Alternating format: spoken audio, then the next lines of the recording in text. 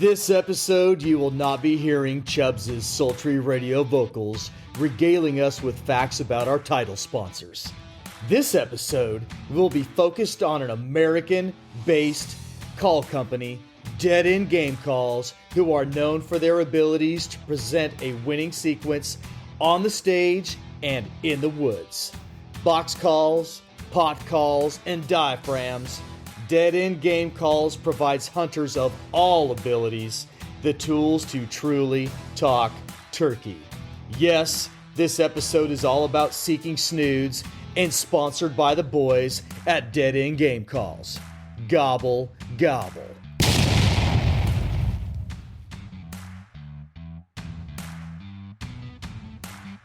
Chubbs, I'm really looking forward to what we're going to be talking about today. You know, you and I shared our first ATA together this last January. So many great things were happening down there. And two things that I noticed this year that I didn't notice the first time that I went was there were a couple of call companies there this year outside of deer hunting. And one of those was Rocky Mountain Elk Calls was there.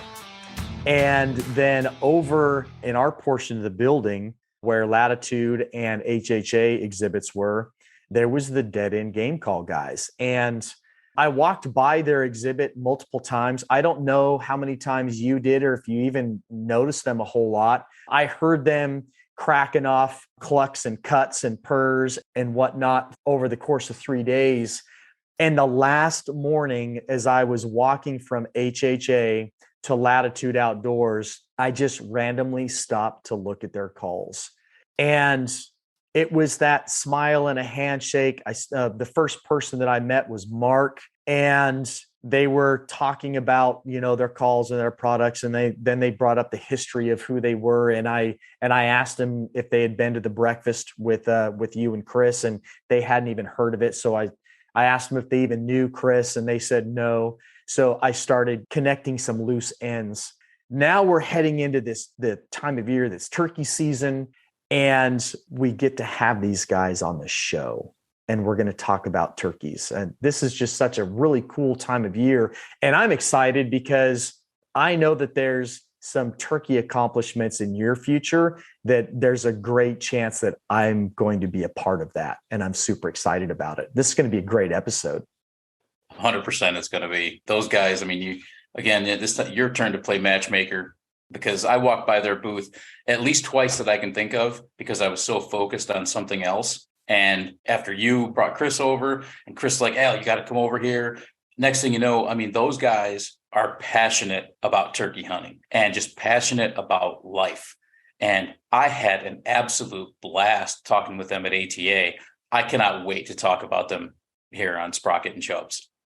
So I'm not going to let the cat out of the bag this early in the episode, but what I will say is this. The guys at Dead End Game Calls, they're deep into the turkey industry. They make an amazing turkey call. And we're going to have Mark Porter and Mitchell Johnston on. Mitchell owns the company. And they may have something for all of our listeners. And you'll hear about that at the end of the episode. And then once we say our goodbyes for our listeners, you'll hear how you're going to be able to obtain whatever it is Mitchell from Dead End Game Calls is going to provide for our listeners. We're pretty excited about it. It's going to be pretty awesome. Yeah. And the other thing that I want to let everybody know is Dead End Game Calls is sponsoring this episode. So this is a different episode for us. We're not going to have Chubb's wonderful, charismatic voice and some cool 80s guitar music talking about our 4 title sponsors. This episode is all about Dead End Game Calls and how great of a company they are. I have one of their calls right here. I've been playing with it. One of the guys that I'm going to hunt turkeys with this year, he has one of their pot calls and he has a couple of their mouth calls as well. And this episode is all about Dead End. Sure is all about their calls. And I'm excited to talk to them. I'm excited to hear everything about the company, about them as individuals. And I want to thank them for sponsoring this episode. I as well. Yes. And we'll thank them again. And thank you to all our listeners for tuning in for this episode. Make sure you listen all the way to the end. If you're a turkey hunter, you want the details on how you can get your hands on whatever it is Dead End is contributing to this podcast episode. Chubbs, I got a tom coming in. I'm going to grab that Mitchell Johnson Signature Series diaphragm and give him the what for.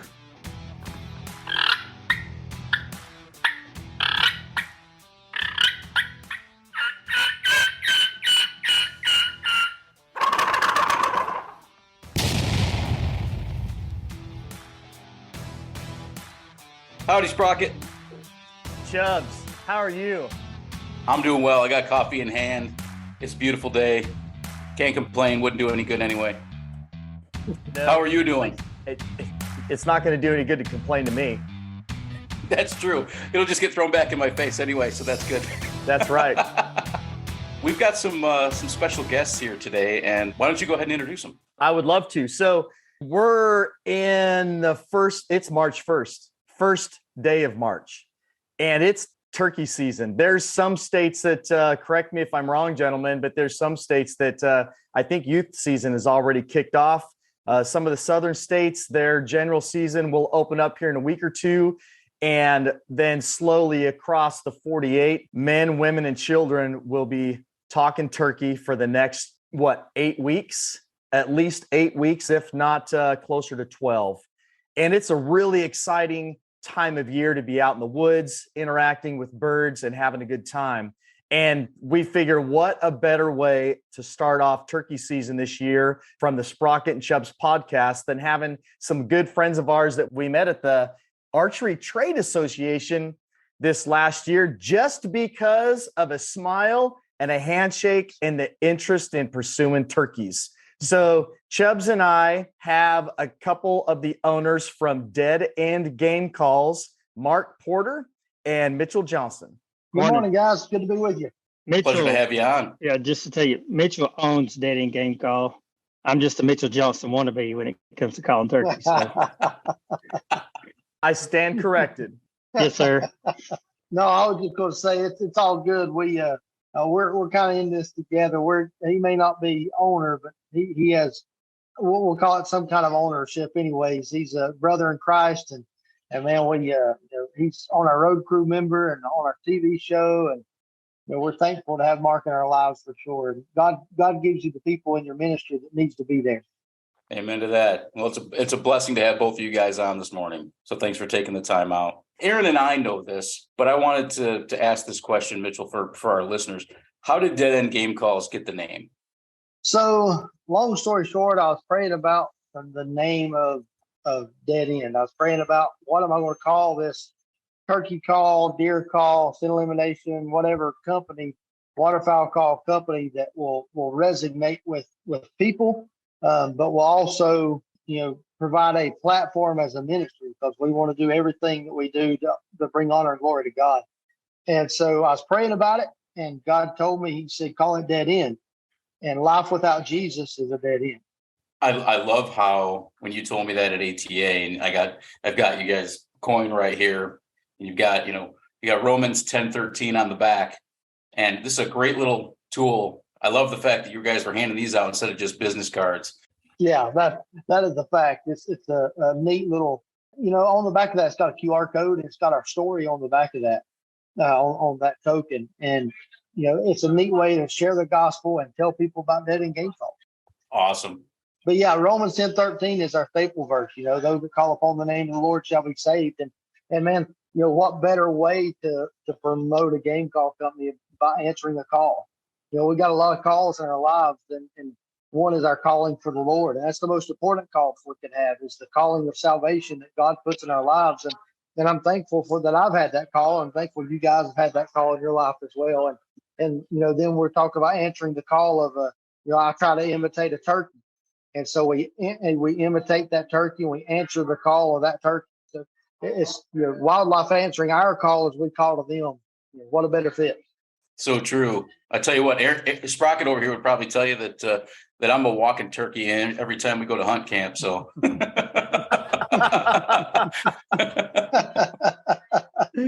So speaking of talking to turkeys, Mitchell, when did you establish dead end game calls? Dead end was established in 2011. So I've got, when I won the National Turkey Calling Championship back in 2010, I won my first national title. And after that, it gave us a market, so to speak, a foundation for that. So I started the company in 2011. Did you win that competition with your own call, or were you sponsored by another company? I was sponsored by Woodhaven Custom Calls at the time, but all the calls that I used when I won that were mouth calls that I had actually built. Woodhaven's a great brand.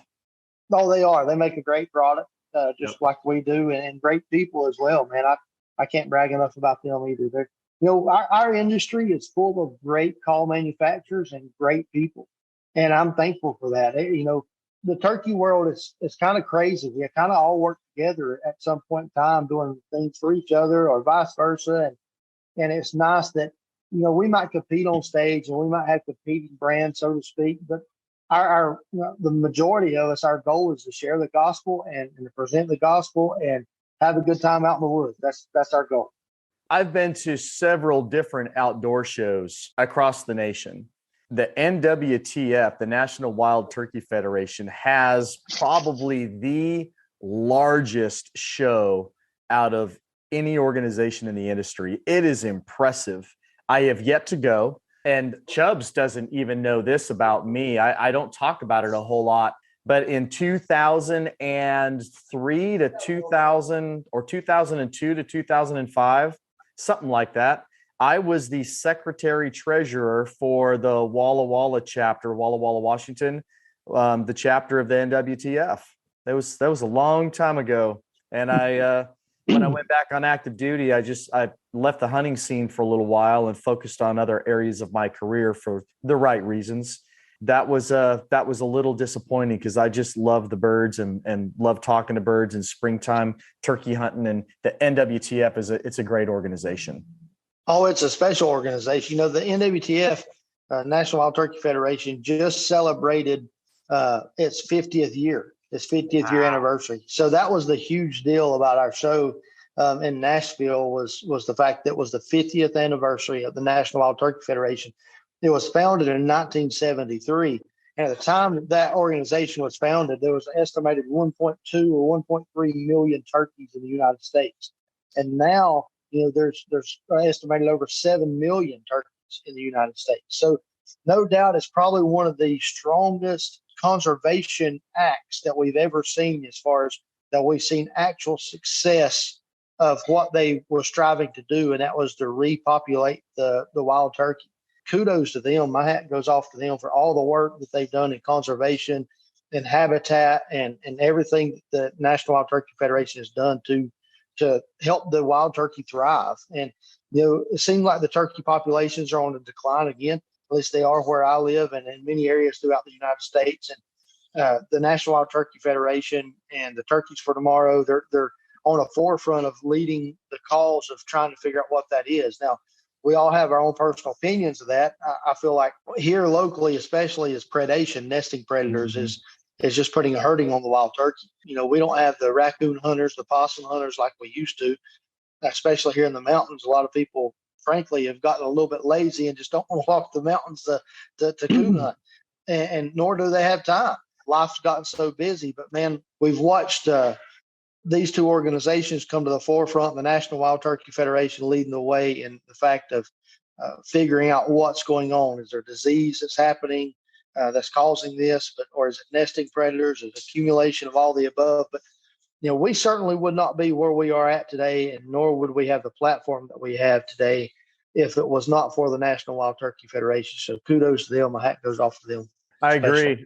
It's interesting to me. So I currently live in the state of Virginia, and I will say I live there. I'm not from here. But when you pull up different organizations to attend a banquet to support that organization, with whitetail being, they're quoted as the largest hunting industry in the world is whitetail. Mm-hmm.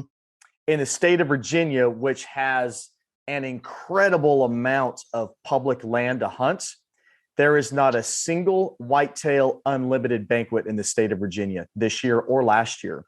There's at least 2 Rocky Mountain Elk Foundation banquets out here in Virginia, and there's probably a dozen NWTF banquets listed on the website right now.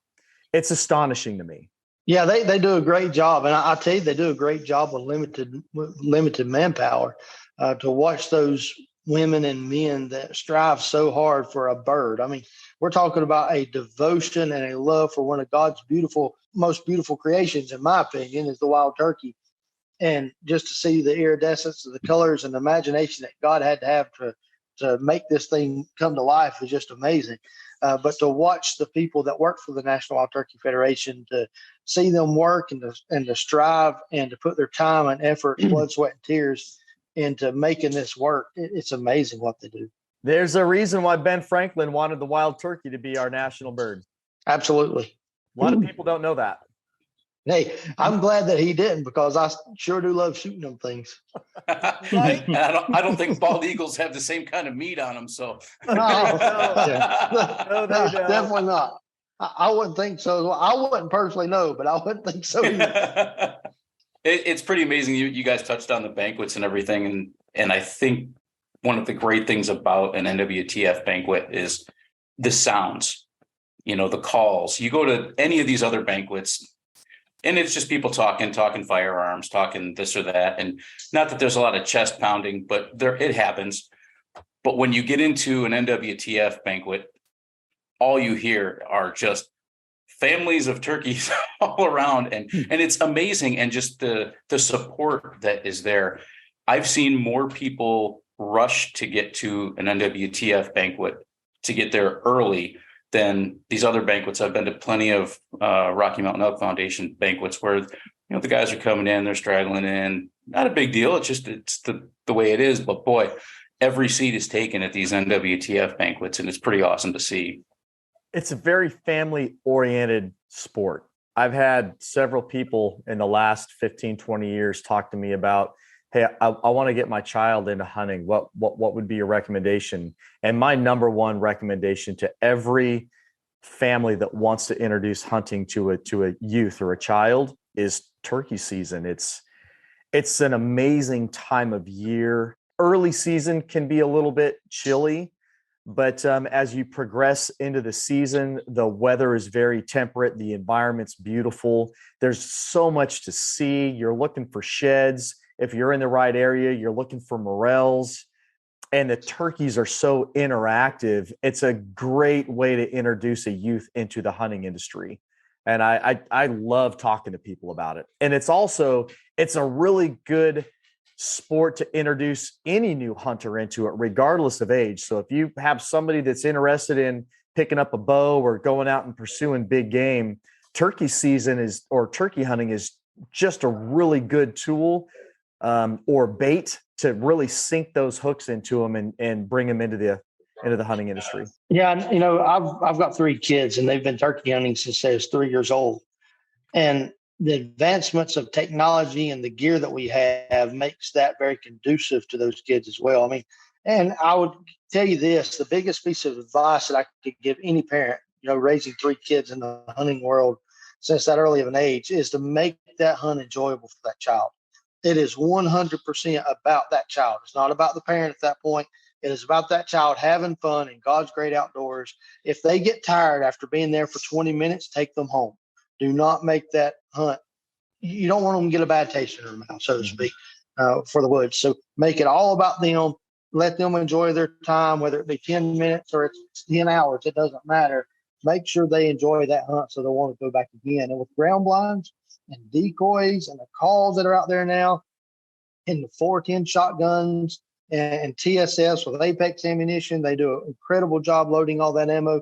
You can get a kid out at such a young age now and let them harvest an animal and enjoy that hunt, and it'll hook. For me, with Paisley, for example, she started talking about wanting to go hunting with Dad, and she was like 5. But I'm not one to drag her out and, trudge her all over the woods, trying to get one located. Well, I found a place here near the house where turkeys kind of travel through. I go put a blind up. That way I ain't got to, be telling her all the time, sit still, do this. And we didn't even take a weapon. We just went and sat in the blind. And sure enough, that first morning, some turkeys come through there. And we were just watching them. And then she turned around and looked at me after about 10 minutes. And she said, "Where's your gun?" And I said, "I didn't bring one. I figured we'd come down here and just look for them." And she said, "Well, how are we going to shot it?" And I said, "Well, we'll just say we're scouting today, and then we'll come with a game plan. And then maybe we'll come back and we'll shot one." So, that's how I started out with her, just taking her places that was close. And we was blessed enough the first couple of times she sat down, we saw turkeys and stuff. So it got her more excited about it. But I never wanted to force it on her. I just wanted her to expose it to her and then let her kind of decide for herself, because I just, there's nothing that excites me more when she starts talking about turkey season's coming up. So I don't want to do anything to taint that, mess with that excitement, or, any of that, because, man, that's just, I'll wait for those days. Those are key moments too, for anyone. If you're taking a young kid out, I mean, we were all young kids, and I tell you what, my dad probably told me to sit still 100 times if he told me once, Yeah. and you know what, but he was patient with me. And I think that that's really, really key, that if you're going to take a kid out hunting, or anybody, a new hunter, let them be themselves. They're going to figure it out. It's not your hunt. It's them. It's all about them. And you make it about them. Hey, listen to the sounds that you'll never hear in the city or inside your house. Well, I mean, one of my favorite sounds of all time is a red-winged blackbird at dawn. And you don't get to hear that out here in California very much, but man, when you're sitting out there, getting ready at 4:00, 4:30 in the morning, and that the wood starts to wake up, you hear things that you'll never hear anywhere else. And having a kid get to enjoy that and experience that, half the time they're hooked on that, and then they just want more. And I bet your daughter had eyes as big as saucers after those turkeys come in, and then you probably never live it down. He didn't bring his gun. Yeah. Yeah. And, and it's cool, like the things that triggers, like you said, like, "Ooh, what's that?" Or, "Hey, what's those squirrels? Like, I didn't know they could do that." Or, just the things that when you sit there and you get to looking, like, "I never really noticed that." Or, a lot of things she'd never heard, like, "What kind of bird is that? What makes that noise?" So it's cool, just the excitement of all of it. It's not just about the kill. I don't want to steal her. It's about, that's how you gauge success. Like, I want it to be gauged by the quality time together and the things that we're learning and the experiences that we're experiencing. Like, and if we get to harvest a bird or whatever, like, that's just icing on the cake. So, gentlemen, if a new turkey hunter phoned or emailed Dead End Game Calls and asked, "I'm a new turkey hunter, what would be the best call for me?" what would you recommend? I'm going to go to one of two calls. I'm going to go to a slate call, or I'm going to go to a box call. Those are both calls that I could teach someone, that I can have them run in a basic plain Yelp, and possibly well enough to harvest a turkey within about 30 seconds. So I'm definitely going with that slate call or box call. They both take very little conditioning. Prep work is easy on them, and it's just an easy call to run and easy call to use for a beginner. If they were going to purchase one, which one would it be? I would go with the slate call. Yeah, I agree with that 100%. When anybody asks me, I'm going to buy a call, I don't have a turkey call, I tell them I would start with a slate call. Same thing. And correct me if I'm wrong with the between the box and the slate calls. I mean, I found that the movement, especially with a new hunter, a box call. I mean, I learned on a box call. I still have the original one that my dad got me when I was 12 or 13 in my garage that I love to play around with. But the movement, especially for a new hunter, moving their hand back and forth, I think that's probably the hardest thing for a new hunter, is sitting still, not moving. That slate call, they don't have to do much moving, and you get a great sound out of it. You practice with it, and I'll never forget that I went 20 years before picking up a slate call, and then I picked it up and like, where's this been my whole life? And now I love it. I absolutely love it. So yeah, I think that's awesome.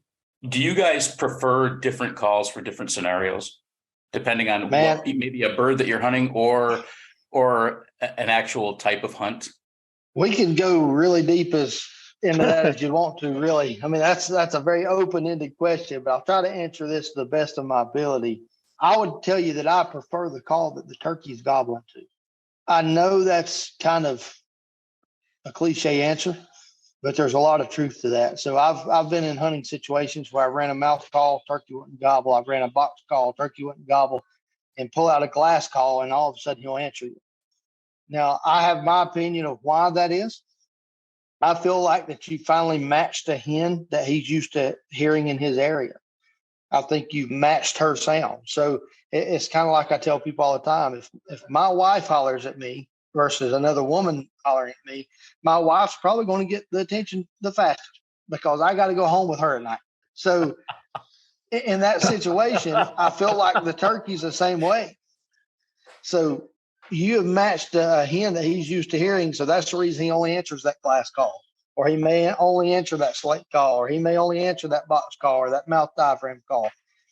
And one of the things that I like to do as a hunter, especially when it's running my mouth calls, that's my bread and butter, so to speak. I love running a mouth call. It's an instrument. Well, an instrument, in order to get good with an instrument, you have to practice with that instrument. It is no different than with the turkey call. That turkey call is an instrument that you're making a musical sound with. You're making a noise with it. So you have to practice with that instrument. But I can manipulate my mouth call, especially if a hen gives me her voice. And what I mean by that is I hear a hen yelping in the distance, and that turkey's answering that hen. Well, I will try my best to take my mouth call, whatever call I've got, friction call, and match her voice, match her pitch, match her rasp. And if she yelps 5 times and cuts 3 times, I yelp 5 times and I cut 3 times. So I'll become direct competition with her. And I'll use that. Maybe I don't harvest that turkey that day, but I will remember her voice the next day. And I will go in there and I'll be the first turkey he hears wake up in the morning, the first hen he hears, and it sounds just like her. Those are some excellent points that, I'll be honest, I wasn't expecting that answer, but I really like it.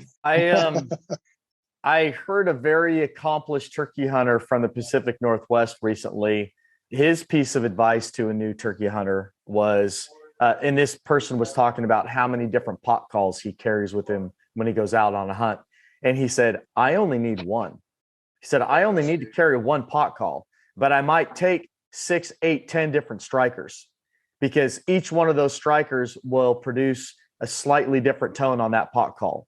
He said, so if you don't want to carry multiple calls in your pocket, your pack, or your vest, then buy one pot call, but have multiple strikers that you can try to produce a different tone on.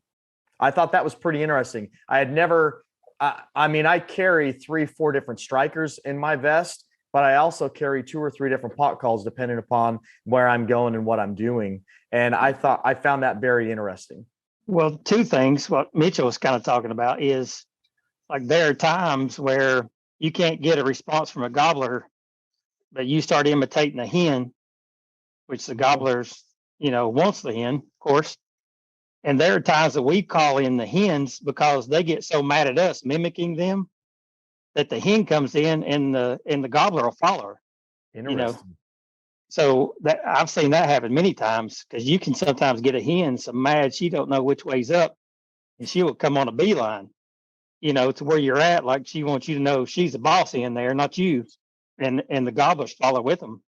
But another thing too, like, the sound that you can get out of, say, a slate call versus a glass call.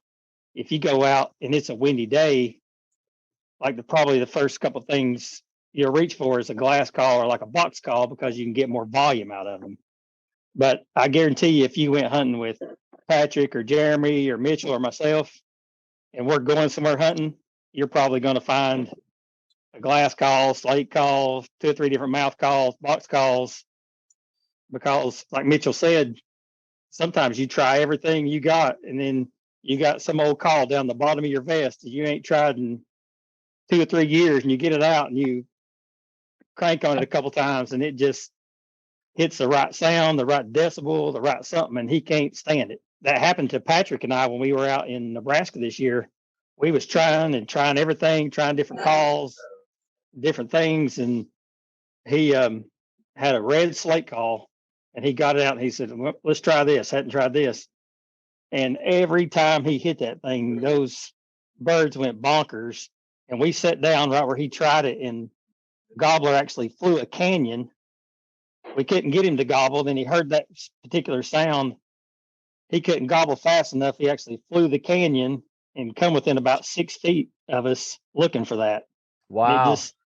And that's what we used that call the rest of the time we were there. I'll bet you did. Yeah. That's a great story. Of course, we got it all on video. Then he had to admit to Mitchell that he had kind of took it without asking, but we're glad he had it. Yeah, that's right. Yeah, I was like, where'd you get that red slate? Well, it's key information. I mean, as I've grown older and wiser, when I was hunting turkey at a young age and I was going out by myself, I didn't know all this stuff.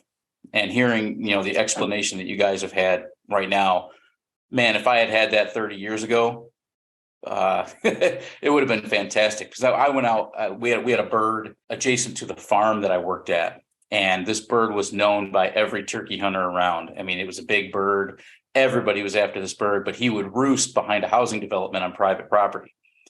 And the closest you could get was this one pinpoint of the woods we farmed on. So I was out there after this bird 3 weeks in a row, and I had a box call. That's all I had. Well, I ticked off the hens, and they came tearing in 10 feet from me, froze up. But that Tom he would answer every once in a while, but you could tell that he wasn't really interested in me. And I sat out there for 4 hours one day and finally got frustrated, walked all the way back around and drove my car down the road. And here's the Tom, not 25 feet off the road with a hen sitting on a nest in the middle of a alfalfa field. Man, he's all puffed up and he's strutting around. And so I sat there with my call, just driving him nuts. And sure enough, he had no interest in me. He was with that hen, and that was it. And nobody got that bird, as far as I know. We hunted that bird for 3 years straight. And it was the biggest bird I've ever seen. But that was before cell phones and everything. So I don't have any proof. And you can take that with a grain of salt. But it was fun. And I wish I had known, these different calls and mouth calls. I never used a mouth call back then. Now I do. But that's great advice, you guys. Let's talk about decoys. My questions for you gentlemen are, do you always hunt with decoys? How many decoys do you prefer to use if or when you use decoys? And what is your favorite brand? Yeah, I'm kind of waiting on Mark to chime in here. I thought, man, I've answered all these questions right off the bat, so I think I'd let Mark chime in on this one. But I'll go ahead while I'm talking here. Well, I paused because I figured you would chime in. So, so Dave Smith decoys is my all-time favorite decoys. They are the most realistic decoy, in my opinion. And what makes a realistic decoy is not just by visual appearance, but it is also by posture. And the posture of those turkey decoys that Dave Smith has says something. It tells a story to those gobblers. And so that's why I love the Dave Smith so much. It's not just about the realism of the paint, the realism of the body, but it's also their postures that they use that makes those decoys so successful. There've been a big deal about strutter decoys the last few years. A lot of people are using strutter decoys. I personally don't use strutter decoy a lot. They have their place, they have their time, but most of the time I'm the guy that's going to have a Jake decoy and a hen decoy, either an upright hen or a feeder hen or a posturing hen. One of those combinations out there in the field. That's typically what I'm going to run. Now, there is times that I will not use a decoy, especially if I'm in the woods a lot, especially if I'm hunting. So there's a difference between hunting to kill a turkey and hunting to film a turkey. If I'm hunting to kill a turkey, especially where I live in the mountains of North Carolina, a lot of times I'll set up on the ridge caps. And so as soon as that turkey pops up, I can see a beard or I can see a full fan, and I know he's a mature bird, I'm ready to kill that turkey. So I'll hammer down. But now if I'm setting up to film a turkey, we have to milk that footage, so to speak. We need to get him on video coming in and making a show and strutting and gobbling and beating up on the decoys. That's when a lot of times I like to use those decoys. So kill scenario versus film scenario, completely different situations, dictates what I use and whether or not I'm in an open field or if I'm in the woods. If I'm killing in the woods, no decoy most of the time. If I'm in an open field, about 99.9% of the time, it's going to be a decoy. now saying that, we go to a lot of places where you can tell those turkeys have been hunted. and you get your setup out there in the field, and as soon as they come out in the open, they look over there, raise their neck up, and they turn around, and they walk off. So, sometimes they're educated by the decoys, or sometimes like we hunted last year where there's a farm, there's a lot of jakes, and you could put out a jake decoy, and if a longbeard come in and they saw a jake decoy, they were gone.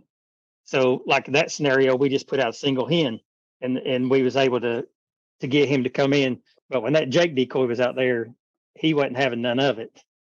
So sometimes you just got to adjust on the fly.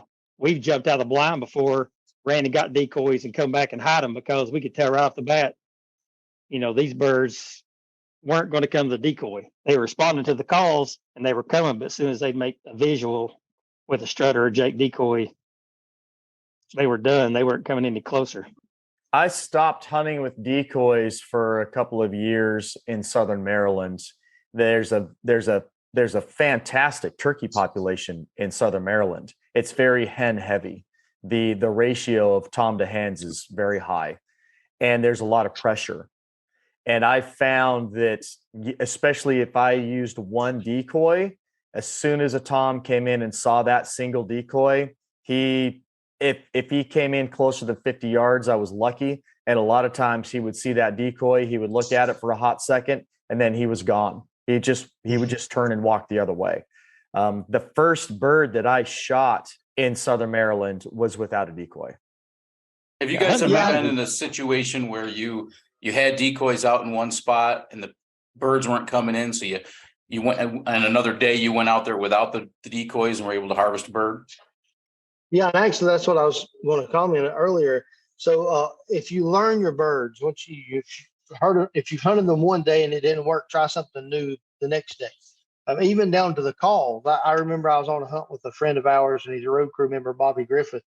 And Bobby called me one day and he said, Mitchell, he said, I've got a bird. We cannot kill him. We cannot get him to come up on this ridge. He said, we got this beautiful open little field area. He's been coming to it every day, but we just cannot get him to commit to us. He said, can you come call this turkey in for us? I said, well, I can try.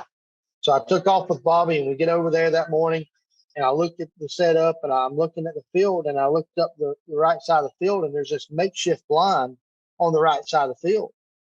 And I said, Bobby, have y'all been hunting on the right side of the field? He said, yeah, that's where we set up every time. I said, all right, let's go to the left side of the field. I said, what kind of calls have you been using? He said, I've been using a mouth call. I said, okay, I'm getting out a slate call. All right, what kind of decoys have you been using? Well, I hadn't been using but a hen.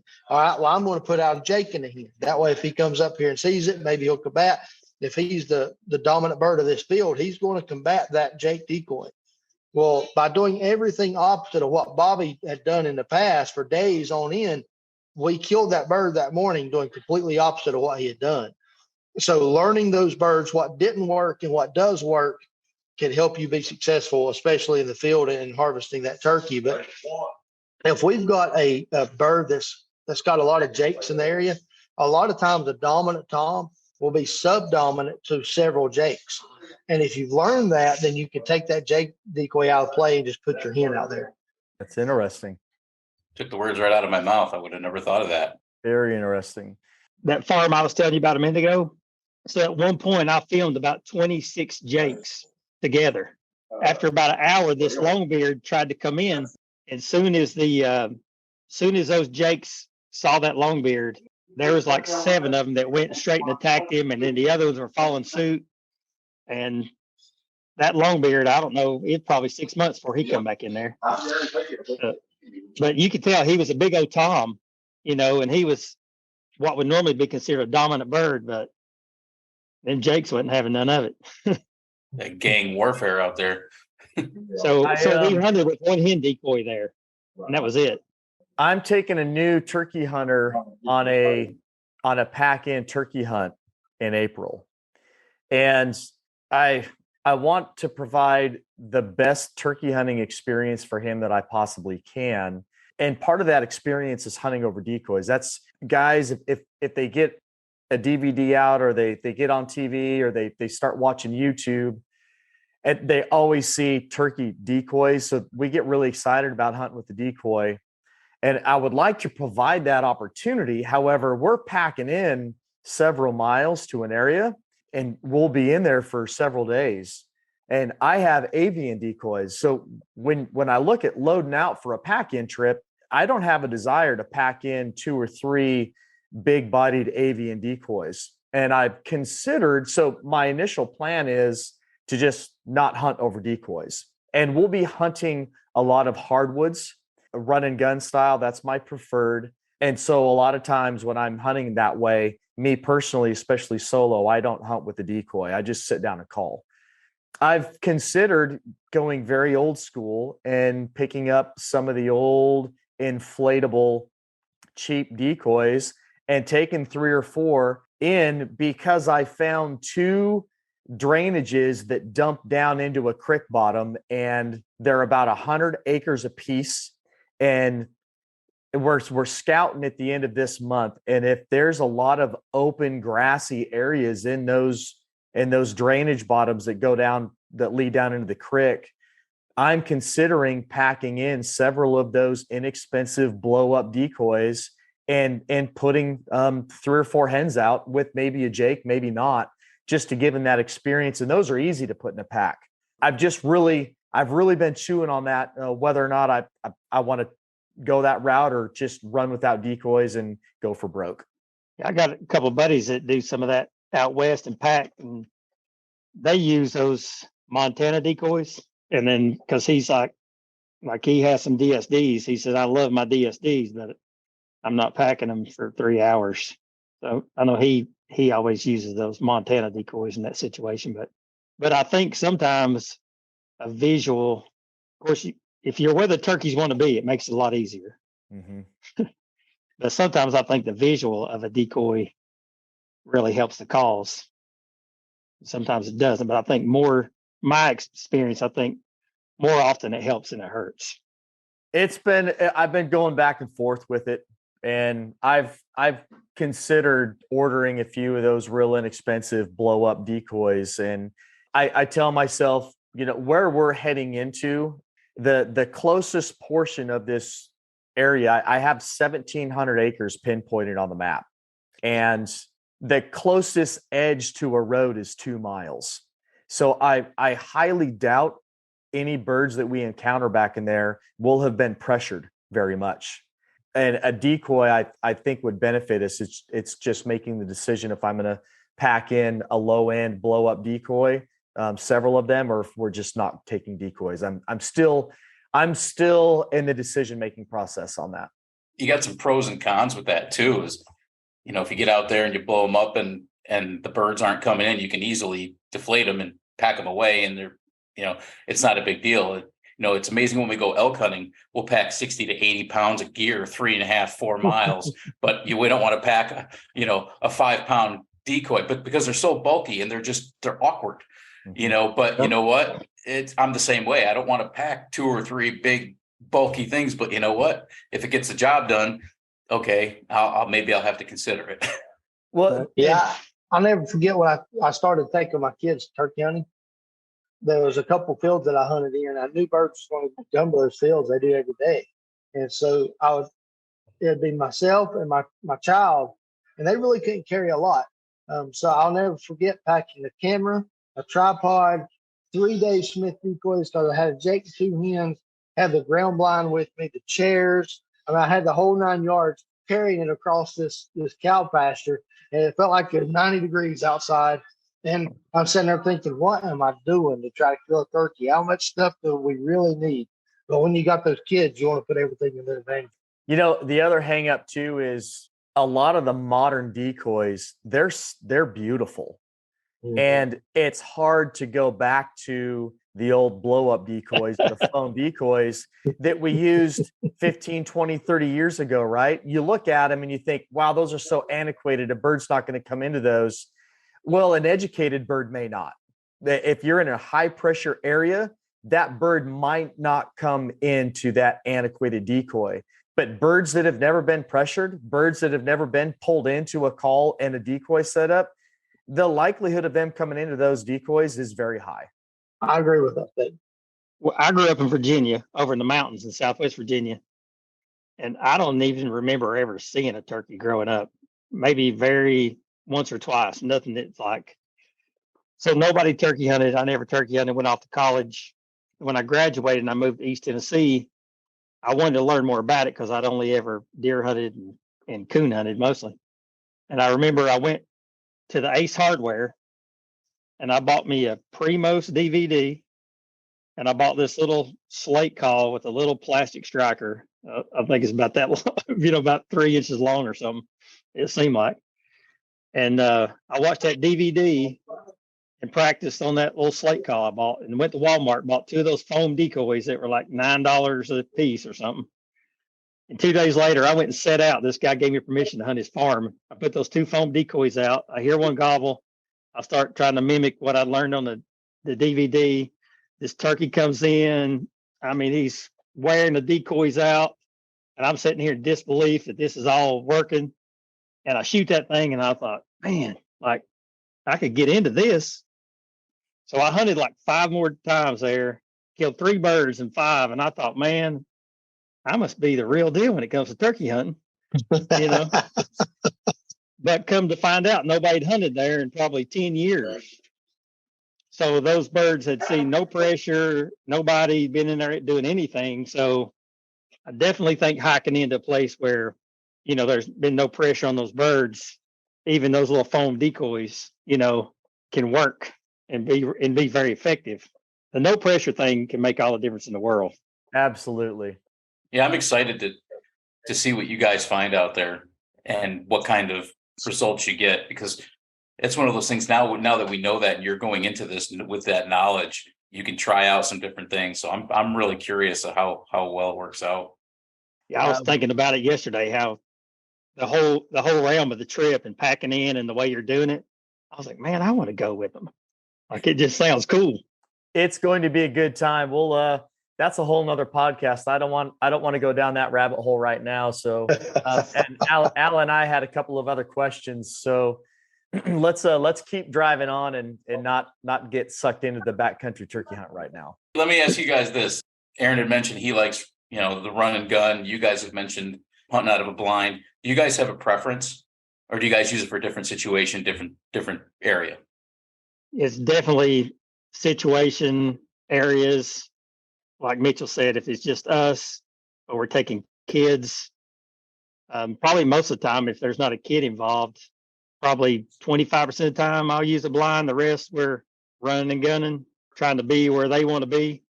Yeah, no, I 100% would rather use a run and gun style while I'm hunting over a ground blind. I'm not a ground blind guy unless I have to be. If it's raining outside and I've got camera equipment and I know there's going to be a bird there, I might go in there and get in the field and hunt in that ground blind. But man, I'm a running gunner. We hunt a lot with the Outdoor Dream Foundation, do a lot with those kids. And those kids, you kind of have to have them in a ground blind a lot of times. With my kids, you have to have them in a ground blind at times as they was growing up. But now even my 9-year-old son, I started hunting him outside of that blind 2 years ago. And there's just something about being down on the ground, eye level with that turkey, that just, it makes it that much more special. And you're being out there in the open to try to fool his eyes and experience that hunt and be able to see everything around you. It just, for me, running guns where it's at if you can do it. Love it. Now, one of the things a couple years ago, Patrick did the turkey slam with a bow, and I'm trying to finish it up this year. Like, you having a blind in that situation helps out that cause tremendously, because we put the decoys at like 8 yards. We're trying to shoot them to 8-10 yards, but I've shot at some without a blind. I've never killed one without a blind. So, but I think those are good. Those are excellent points, though. Yeah, I know some guys that will hunt with a bow without a blind, and it's hard to film and do it and get it all to come together. So I'll spend some time in the blind this year right off the bat, because I'm trying to get the slam finished up this spring. So I started playing around with archery tackle for turkey in 2001, and I was doing it with traditional equipment. And I've chased birds on and off with a recurve and a compound bow since that time. I've always been solo. and I have yet to harvest a bird that way. I've been at full draw a couple times, just never put it together. And I had somebody ask me a couple of days ago if I was going to continue doing that and if I was going to shift into a blind or bring a caller on board. And it's become a grudge match for me at this point. I will continue to hunt turkeys solo with a bow, run and gun style until I bag one. It's just become that thing for me. I'll do it a couple of times this year. When we go on this big backcountry hunt, I will be carrying a shotgun. I'm not going in there for 3 days with another person, especially a brand new turkey hunter and caller. My mission with the bow is to shoot one run and gun solo. And that's if that takes me another 10 years, great. If I go 6 feet deep, having never been successful that way, well, then that's the way it's going to be. I like your style, buddy. I had a guy ask me yesterday, and I think this is key to this conversation. He's like, well, I forgot how it got started, but I basically told him, a turkey's eyesight is its savior. I explained it to him this way. It'll spot a mouse fart in the cold from 100 yards. And he's like, what? And I'm like, I'm telling you. I said, if you move your finger, you do something out of the ordinary, they will spot you. I know this from experience. and it's just something, you just that slight shift or something. If that hen's there and their head comes up, that's it. You're done. You're busted. So, it's a challenge with any bow, even a bow from a blind, but style like that, hey, good luck. And I can't wait until it happens. It'll happen. I know you're determined. Al, I almost bought a black mouthpiece like that you would wear for football or sports because I'm afraid of birds seeing my teeth when I smile. That's how much respect that I have for a turkey's vision. I don't want them to see if they're that close and that opportunity is going to happen. If I smile too early, I don't want to get busted by my pearly whites. You must sounds like a whole new sponsorship there you're trying to get. You must not shoot a kisser button. I like to see you try to get a kisser button in your mouth there a little bit closer with that mouthpiece in. Mitchell, I've never used a kisser button. I'm not a believer in them. Yeah, I didn't figure so. From that statement, I was like, yeah. Good stuff, gentlemen. Do you guys have a preferred, this is sort of a loaded question, and no pun intended. You can tell Aaron and I are good friends. We're finishing each other's sentences. Do you guys have a preferred shotgun that you like to use? Whether it's 12 gauge, 20 gauge, 410 brand, what have you, so that our listeners know what to anticipate and what to look for? Well, no doubt TSS has changed the industry standard as far as when it comes to turkey hunting. It has changed the whole game of turkey hunting. Used to, I'll never forget, you wanted the biggest gun you could find. You wanted a heavy 12 gauge or 3.5-inch shells, and you're hoping to kill a turkey at 35 yards. If you come in at 35, man, I can get him with these 3.5s right here, But now everything's changed. That whole ball game changed with the development of Apex Ammunition and their TSS brand. We can now shoot turkeys at 50 yards with a 410. So why pack a huge gun anymore? I just don't. There's no relevancy to it. So I went away from the 12 gauge. I hunt nothing but with a 20 gauge or a 410. Many times I'm hunting with a single shot 410, especially with kids involved. But I try to pack light, especially when I'm running and gunning. So I personally shoot a Remington 870. It's an old 20 gauge pump shotgun, and it's a youth model. Matter of fact, I've got an Obsession, Mossy Oak Obsession wrap around that gun because it's got a pink camo stock on it. So I bought that gun at an NWTF banquet years ago for my daughter, and I love it so much that I just shoot it myself. So it's the youth model, so it's short, compact, I can tote it through the woods easily, or I'm carrying that 410 around. So I grew up mostly as Mossberg, just because the price point that you could purchase it at. And I was always like, I want a 12 gauge, and the only reason I'm shooting a 3.5-inch shell is because they don't make a 4. Right. So, I wanted the bigger, the better.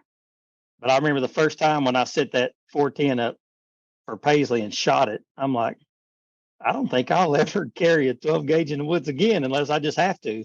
the development of the shells and the choke tubes is just, like Mitchell said, it's just changed the game to where you can take a $160 410 or a $640 410 and kill turkeys at 50 yards just based on the choke tube and the shells that they're developing now. I switched to a 20 gauge last year. I've hunted 12 gauge my entire life, and I hunted with a Mossberg 835 Ultimag for a long time with a Pattern Master choke on it. And last year I switched to a Rete 20 gauge auto, and I put a Chubbs choke on it. Last year I did not shoot TSS. I did not jump on the bandwagon last year. And part of that was because with that Chubbs choke and the old Longbeard, I was getting such a great pattern. I didn't feel like I needed to spend the money on TSS. However, I have a friend of mine out in the Midwest that has started hand loading shells, Aaron Satterfield, and he calls them Sadie's Fatties. I've picked up some of Sadie's Fatties, and I'm going to run his TSS through my 20 gauge this year. I'm really excited about the transition because TSS has changed turkey hunting. It's like when Decabolin hit the NFL, it changed the NFL. Well, TSS is the Decabolin of turkey hunting. It is, no doubt. It's got so much knockdown power, and it's the moral thing to do for the bird. I mean, it makes things happen so much faster when you pull that trigger. I'm glad that I asked that question because, for one, I know your dad will be happy, Sprocket, with that new 410 that he got. I am in the same boat that Aaron was in. I mean, we were brought up on 12 gauges. You know, the most power you can have to knock down that bird close range. I went turkey, and I haven't hunted much in the last 17, 18 years for turkey. Moving to Southern California, it's not really much except for in the supermarket. So there is a couple hours south of me, but I'll be honest, I don't really want to drive 2.5 hours south of me to fight with a whole bunch of other hunters to possibly see a bird when I know what it's like on the East Coast and in that area. So I don't do a lot of turkey hunting out here, but I've got this Mossberg 500 12 gauge sitting in my safe that I've been hemming and hawing about with a buddy of mine. And I'm like, man, do I buy a new barrel for it and get a choke tube? He's like, man, just let that thing collect dust. Go get yourself a 410 or if anything, get a 20 gauge. But why pack something that heavy, that old? And of course, he's the same way. Chubbs chokes, TSS, make it comfortable. And that's the third or fourth time I've heard 410 in the last 4 days. So between 410 and 20 gauge, it looks like I'm switching. The only reason I'm not shooting a 410 this year is because my dad's 79, and when he stops turkey hunting, I will be shooting his 410. I didn't want to have a matching 410, so I went with a 20 gauge. When my dad stops hunting, I will probably put the 20 gauge in the closet, and I will be carrying his 410. That's cool. Good for you. Memories, great memories. Yep. You know, 28 gauge is on the rise a lot this year as well. You're seeing a strong comeback for 28 gauge in turkey hunting. Interesting. Mm-hmm. It's a lot of talk right now. It's funny you say that because it seems here recently I've had 3 or 4 guys talk about 28 gauges and asking about shells and stuff like that. Somebody mentioned that 2 days ago to me, and I'm like, I thought they were joking because I've heard it in passing, but I never really focused on it. And they're like, no, 28 gauge, man. I'm like, okay. So is that going to be the new gun on the menu in 2024 for the NWTF banquets? It's possible. I wouldn't put that away for sure, but I really wouldn't have a way of answering that question. But I can tell you this, it is just a lot of talk about 28 gauges in the turkey world right now. A lot of talk about it in positive ways.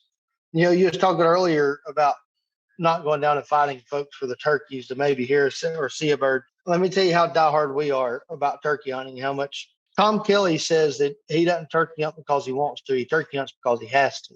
Well, I'm the same way. I don't turkey hunt because I want to. I turkey hunt because I have to. Like it would eat me alive if I didn't, I'm pretty sure. We're the guys that will get up early in the morning or drive throughout the night to drive 6 and 8 hours to hunt a half a morning and turn around and drive home, whether we see a bird or not. You know, that's how much we love turkey hunting. Mitchell, I'm going to steal that because I feel the same way about saddle hunting. Yes, I enjoy saddle hunting as well. It is That's saddle hunting. You know, we picked up cruiser and started hunting out of a cruiser, and I'm going to tell you straight up, it just brings a whole new meaning for me to whitetail hunting. I can't describe why, but I don't know. I'm more comfortable in that saddle than I have ever been in any tree stand. yes, sir. That saddle hunting it's my blood. It's the oxygenation in my blood now.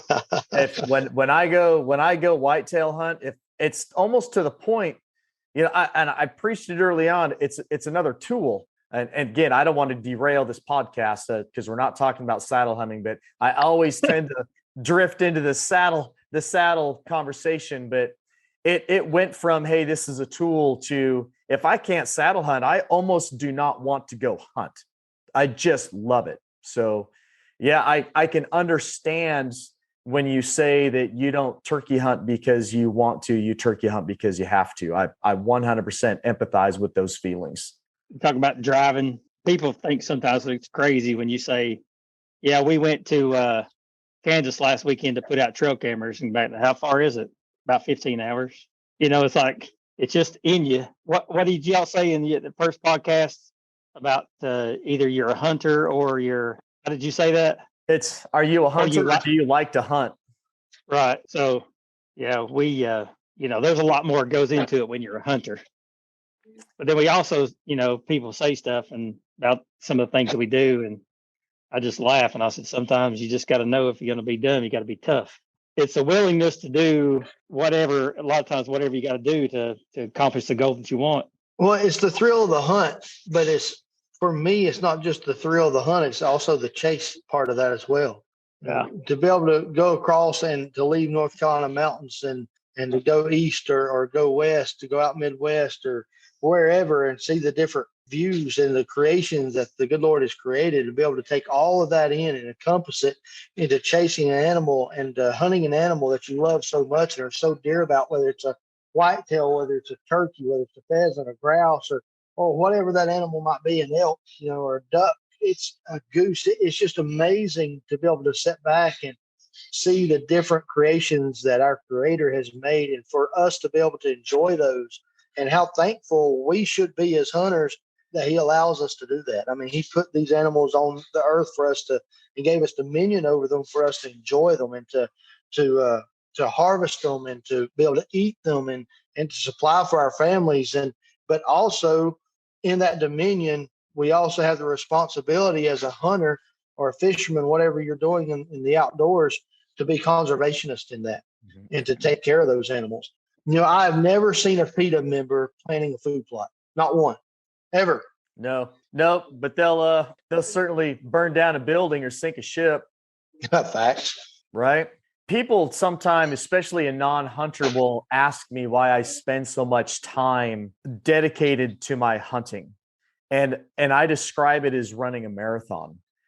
For me, running a marathon isn't about just crossing the finish line. That's an amazing experience. And crossing the finish line is like pulling the trigger.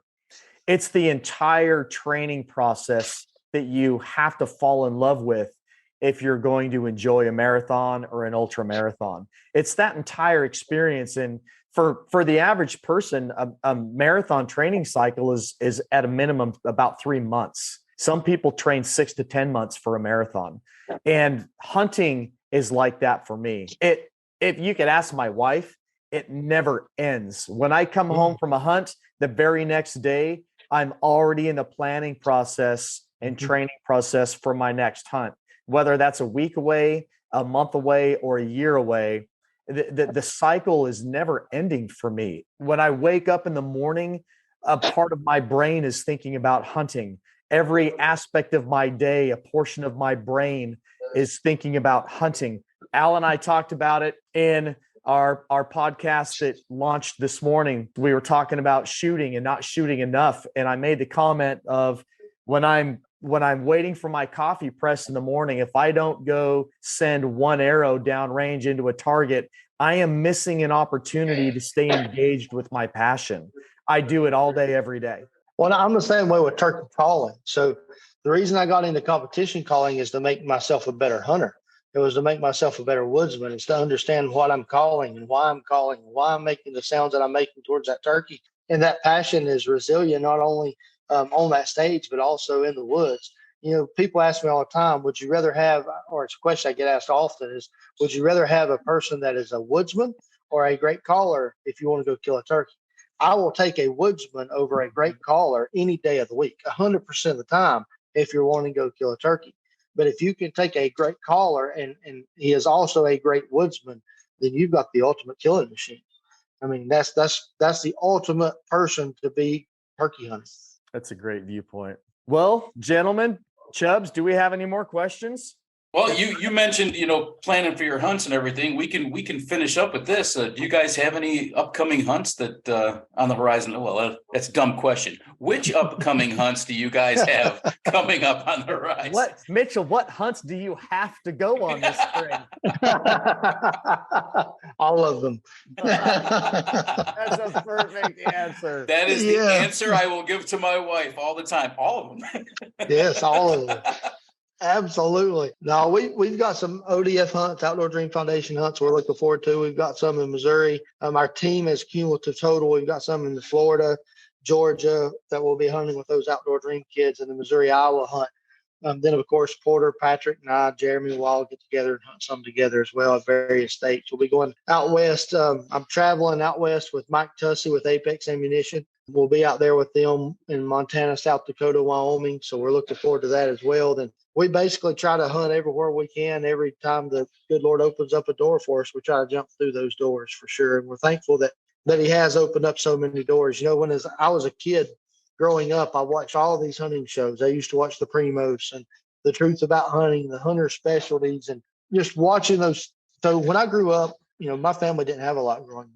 My dad worked 2 jobs his whole life for 28 years so that we could go and do, so I could have a new baseball glove or a pair of cleats to go play at the local baseball field. And, watching him work my whole life and seeing that, my dad ended up retiring from the state, the DOT, and at night he'd do Formica jobs at night, every night, except for Wednesday nights and Sundays because that was church time. I watched him growing up. He wasn't a big outdoorsman. He wasn't a hunter. He didn't fish a lot. So this was just sort of instilled upon me, something that I grew to love myself. But the little bit of time I got to spend with my dad is times that I will never forget. Just memories that was been made. But those memories that are made with my dad, I hope to pass those memories on with my kids. My kids enjoy the outdoors. My oldest daughter, she don't want to pull a trigger, but she'll take a camera and squeeze the camera and take pictures all day long. So I let her do that. That's okay if she don't want to pull the trigger. My middle child, she'll pull a trigger, and my son, that's all he wants to do is eat, sleep, and breathe. Baseball, hunting, fishing, trapping. That's my boy. I mean, I'm telling you, that's what he loves. But each hunting trip that we get to go on is a memory. And I'm thankful for those memories. And I'm thankful that God has opened up so many doors for us. As a kid dreaming of doing this, I would have never thought I'd be able to. But, God tells you 2 things. He says he'll give you the desires of your heart. He knew that I, as a redneck country boy from North Carolina, had the desire to chase all these animals all over his great creation, and he's blessed me to do so. He also tells us without a vision, the people perish. I think in life it is very important that we keep a vision, and our vision centers and focuses on the Lord. And outside of that, the things that we do, we should do everything to glorify God through them. And he's opened up those doors for us as a ministry, and I'm very thankful for that he has. And I couldn't thank him enough for that. And to have the folks to go along with us, like the Marks, the Patrick, the Jeremys, the team that we have, the Loops that's behind us, and my wife that, man, has endured hours and hours and hours of turkey calling and practice and hearing the things she has to put up with. Man, I've got the only wife in the world, I'm telling you, I'm pretty sure this, that I could do a fly down cackle laying in the bed and she'd never even wake up. That's funny. So his wife doesn't respond to his calling is what he's saying. Yeah, apparently. Most of the time. So he did state earlier in this podcast that he responds to her yelling very well. Yeah. Facts. That's a true story. Yeah. Well, Don't we all? Well, yeah, I'm still in the honeymoon phase, Mitchell. So my wife she doesn't yell at me. No, I'm just picking. I was just picking about the yelling part there. So, Mitchell, I don't want to put you on the spot, but Mark made mention that you might potentially have something for our listenings at the end of this episode. Would you mind telling us about that? Yeah, absolutely. So what we're going to do, I don't know how you guys want to determine a winner, but we will give away a 3-pack of our mouth calls to someone that is listening to this podcast today. So you guys determine that, and you let me know who's the winner, and we'll get them shipped out to them. Excellent. Chubbs and I are we're working out the details on that giveaway process, but that's really exciting. And thank you very much. That's a very gracious donation to our podcast. Yeah, well, we greatly appreciate much. the opportunity. Well, it's been a blessing having you guys on. Hey, I've learned so much. Yeah, we appreciate you guys a lot too, letting us on here, because we talk about the industry and how big it seems, but when you're in it, you realize it's a really smaller, close-knit group where everybody wants to help each other and do things. And so we're thankful that it allows us to meet and get to know people, like you guys and Chris and some of those. So I always tell people, if you get a chance in the industry to do things and work with people, take it very serious, because it really is way smaller than it seems, and everybody knows everybody. And, it's just a cool thing to be a part of. People that are like-minded, and we can sit and talk about for an hour or two more hours, probably, about a turkey.